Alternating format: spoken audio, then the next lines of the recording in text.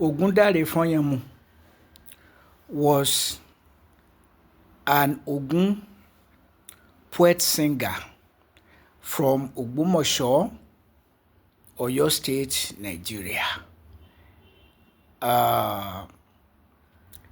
He has it in one of his records that there are 5 things that God ought to tell us, but of the 5 things, he has told us of only one thing, hiding the remaining 4 things from us.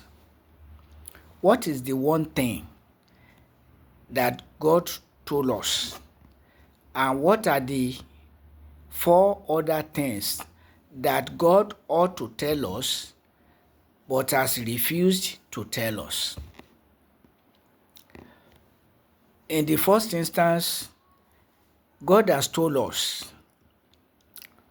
And even if he has not told us, we have come to know that as human beings, we will die.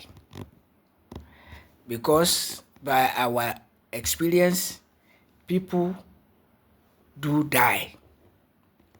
And there is nobody who has come to the world without dying. So, that we will die, God has not hidden that from us.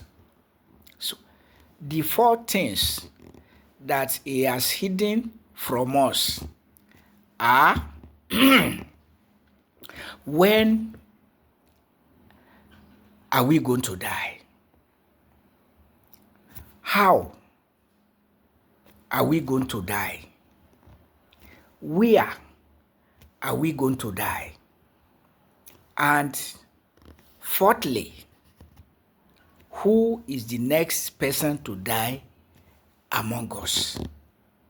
So, those are the 5 things of which God has told us only one, and the 4 hidden from us.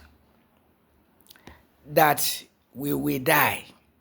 That is very plain to human beings, incontrovertibly. But when, how, where, and who is the next person to die? God has not let that to come to within our purview.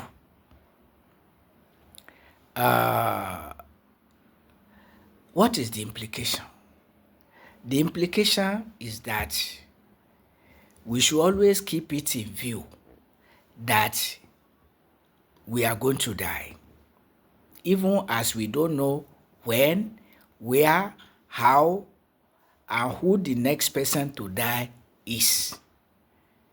So, but keeping it in mind that we are going to die is vital for how we live, so that at the end we will have no regret at the end of our lives. What a fantastic message coming from a Yoruba theologian, philosopher theologian. Because I am in theology. I'm a PhD holder in Christian theology, and I learned from that philosophy is the handmaid of theology.